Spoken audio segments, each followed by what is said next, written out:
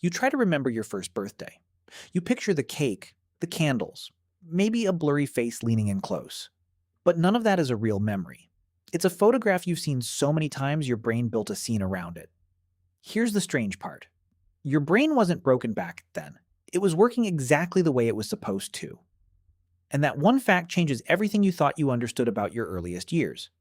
Every adult has the same blank space. Ask anyone to recall something from before age 3 or 4, and they come up empty. Not fuzzy, empty. Scientists have a name for this gap. They call it infantile amnesia.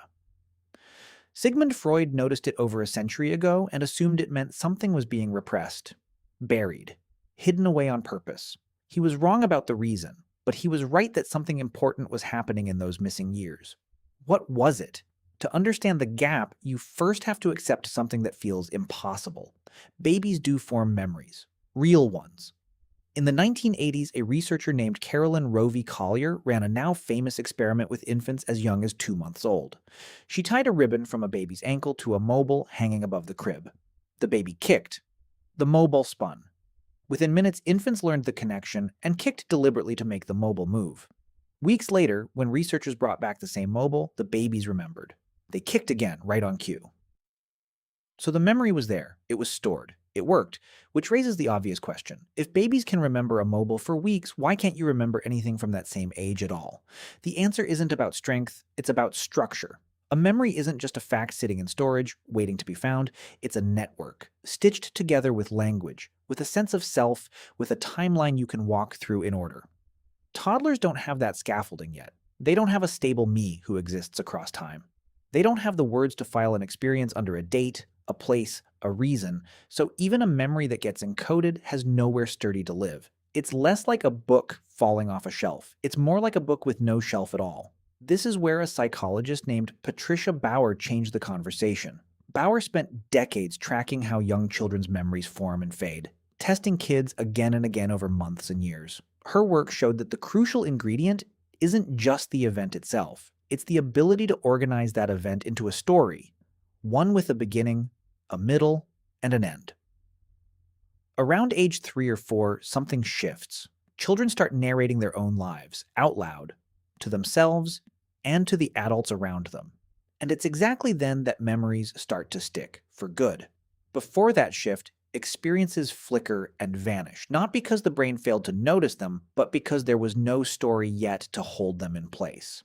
Language alone isn't the whole answer, though. Something deeper is happening inside the brain itself.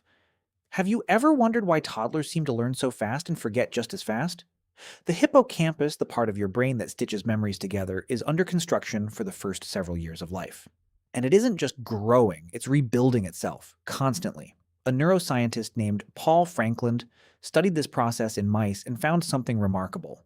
In early life, the hippocampus produces new neurons at an extraordinary rate, a process called neurogenesis. Each new neuron gets woven into the brain's existing memory circuits, but adding new wiring disrupts old wiring.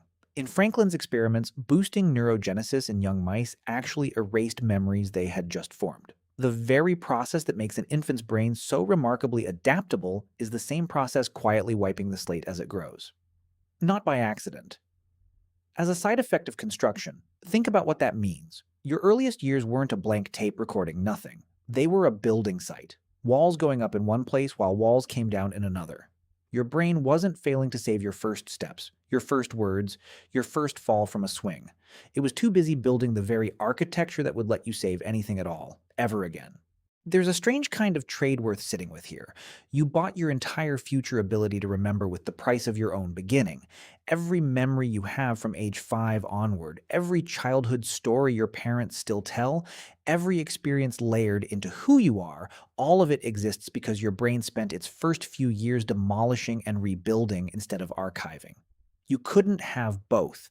No child could. And this isn't unique to humans either. Animal studies show the same pattern across many species with rapidly developing brains.